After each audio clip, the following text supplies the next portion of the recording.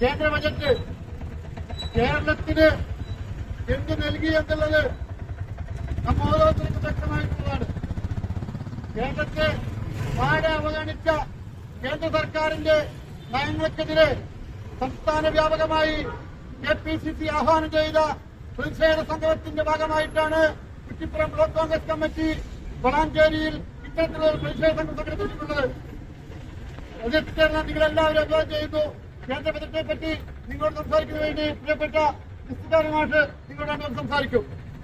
അധ്യക്ഷൻ ബ്ലോക്ക് കോൺഗ്രസ് കമ്മിറ്റിയുടെ പ്രസിഡന്റ് ബിനു പുല്ലാനും പ്രിയപ്പെട്ട ജില്ലാ കോൺഗ്രസ് കമ്മിറ്റിയുടെ ജനറൽ സെക്രട്ടറി PC പ്രിയപ്പെട്ട ബ്ലോക്ക് കോൺഗ്രസ് കമ്മിറ്റിയുടെ ഉൾപ്പെടെയുള്ള നേതാക്കളെ, കോൺഗ്രസിന്റെ നിയോജക മണ്ഡലം പ്രസിഡന്റ് നൗഫൽ പാറയിൽ ഉൾപ്പെടെയുള്ള നേതാക്കളെ, സഹപ്രവർത്തകരെ, ദീർഘമായ ഒരു പ്രസംഗം നടത്തേണ്ടതില്ല. ഏതായിരുന്നാലും മല എലിയ പ്രസവിച്ചു എന്ന് പറയുന്നത് പോലെ കേന്ദ്ര ബജറ്റ് കേരളത്തെ അവഗണിച്ചിരിക്കുകയാണ്. നമ്മുടെ കേരളത്തിലെ BJPയുടെ പ്രസിഡന്റും നേതാക്കളുമെല്ലാം തിരുവനന്തപുരത്ത് മാരാർജി ഭവനിൽ ഒന്നിച്ചിരുന്ന് ടെലിവിഷനിലൂടെ രാജ്യത്തിന്റെ ധനകാര്യമന്ത്രി നിർമ്മല സീതാരാമൻ അവതരിപ്പിക്കുന്ന ബജറ്റും പ്രതീക്ഷിച്ചിരിക്കുകയായിരുന്നു. അത് പ്രതീക്ഷിച്ച് ഗംഭീര പ്രകടനം നടത്താൻ തയ്യാറായി വന്നവർ നിരാശയോടുകൂടിയല്ല തലയിൽ മുണ്ടിട്ട് ഓടിപ്പോകുന്ന രംഗമാണ് നമുക്ക് കാണാൻ കഴിഞ്ഞത്. ഇതുപോലെ ഒരു നാണക്കേട് കേരളത്തിന്റെ ചരിത്രത്തിലുണ്ടായിട്ടുണ്ടോ? നമുക്ക് ആമ സംരക്ഷണ കേന്ദ്രത്തിനാണ് അനുമതി കിട്ടിയത്. ഏതായിരുന്നാലും അത് കിട്ടിയത് നന്നായി. ആമ വളർത്തൽ കേന്ദ്രം പ്രഖ്യാപിച്ച് നമുക്ക് മുന്നോട്ട് പോകാം. നമുക്ക് കർണാടകത്തിലും ചേർന്നാണത്. വല്ലാത്തൊരു പദ്ധതിയായിപ്പോയി. ആമയുടെ മുട്ടയെടുത്ത് നരേന്ദ്രമോദിക്ക് നമുക്കെല്ലാവർക്കും ഇനി അയച്ചു കൊടുക്കാനുള്ള തീരുമാനമാണ് എടുക്കേണ്ടത്. കാരണം അതിന്റെ ഒരു കുറവ് വേണ്ട. അതാണ് അത്യാവശ്യമായി വേണ്ടത്. എന്തോ അസുഖമുള്ളവർക്കൊക്കെ ചികിത്സാ രൂപത്തിൽ ചില മുട്ടകളൊക്കെ കൊടുക്കാറുണ്ട്.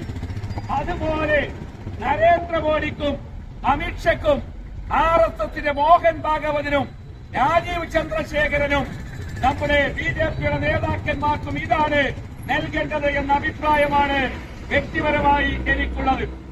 എത്രയോ പ്രതീക്ഷിച്ചതാണ് നമ്മുടെ all India institute of medical science AIIMS നമുക്ക് നൽകിയില്ല. ഇതാ നൽകുന്നു എന്ന പ്രഖ്യാപനം സുരേഷ് ഗോപി നടത്തിയതാണ്.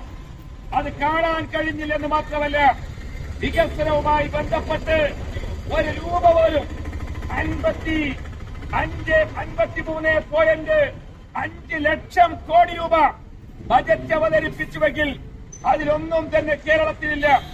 കേരളത്തിന് ധാതു കേന്ദ്രം പൂർണ്ണമായും സ്വകാര്യ കോർപ്പറേറ്റുകൾക്ക് നൽകാനുള്ള തീരുമാനമാണ്. ഇതുവരെ പൊതുമേഖല മാത്രം കൈകാര്യം ചെയ്ത ധാതു ഖനന മേഖല പരിപൂർണമായും കോർപ്പറേറ്റ് കുത്തകൾക്ക് നൽകാൻ ഇന്ത്യ ഗവൺമെന്റ് തീരുമാനിക്കുകയാണ്. ഇത് കേരള പരിസ്ഥിതിയെ സാരമായി ബാധിക്കുമെന്ന കാര്യത്തിൽ രണ്ടഭിപ്രായമില്ല. എന്താണ് നമുക്ക് നൽകേണ്ടത്? ടൂറിസവുമായി ബന്ധപ്പെട്ട് ഒട്ടേറെ വികസന പ്രവർത്തനങ്ങൾ നടത്താൻ കഴിയുന്ന കേരളമെന്ന പ്രകൃതി രമണീയമായ ഈ മണ്ണിനൊന്നും നൽകാൻ ഗവൺമെന്റ് തയ്യാറായില്ല. നമുക്ക് ആയുർവേദത്തിന്റെ നാടാണ് കേരളം. ആചാര്യനായിട്ടുള്ള PS വാര്യർ ജനിച്ചു വീണ കേരളക്കരയിൽ കേന്ദ്ര ഗവൺമെന്റിന്റെ ഒരു സഹായവും നൽകാത്ത ഒരു കാലഘട്ടം കടന്നു വന്നിരിക്കുകയാണ്. പാവങ്ങൾക്ക് കാർഷിക മേഖലയിൽ താങ്ങുവില നിശ്ചയിക്കുന്നതുമായി ബന്ധപ്പെട്ട് ഒരു പ്രവർത്തനവും രാജ്യത്ത് നടപ്പാക്കാൻ ഈ ബജറ്റിൽ നിർമ്മല സീതാരാമനും BJPയും ശ്രമിച്ചില്ല എന്നത് കുറ്റകരമായ അനാസ്ഥയാണ്. ഇതെല്ലാം ചൂണ്ടിക്കാണിച്ച് ജനകീയമാകുമെന്ന് പറഞ്ഞ ബജറ്റ് ജനക്ഷേമത്തിനുപകരിക്കാത്ത ഈ ബജറ്റിനെതിരായിക്കൊണ്ട് കേരള ജനത ഒറ്റക്കെട്ടായി പ്രതികരിച്ചേ മതിയാകൂ. ആ കാര്യത്തിൽ CPM നേതൃത്വം നൽകുന്ന കേരള സർക്കാർ ഉണർന്ന് പ്രവർത്തിക്കണമെന്നാണ് ഞങ്ങൾക്ക് പറയാനുള്ളത്.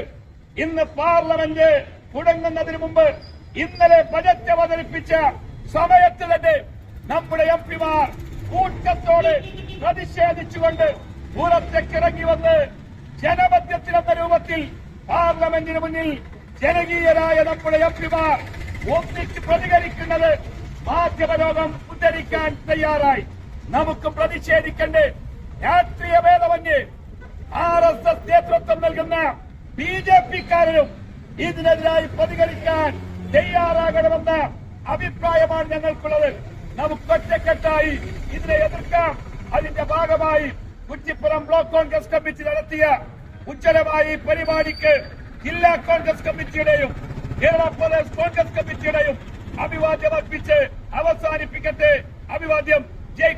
കേരളത്തെ ഒഴിവാക്കിക്കൊണ്ട് നരേന്ദ്രമോദി നടത്തിയ ഈ ബജറ്റിനെതിരെ ശക്തമായ പ്രതിഷേധവുമായി ഇന്ത്യൻ നാഷണൽ കോൺഗ്രസ് ഈ പ്രതിഷേധത്തിൽ പങ്കെടുത്ത എല്ലാവരെയും അഭിവാദ്യം ചെയ്തുകൊണ്ട് നന്ദി, നമസ്കാരം.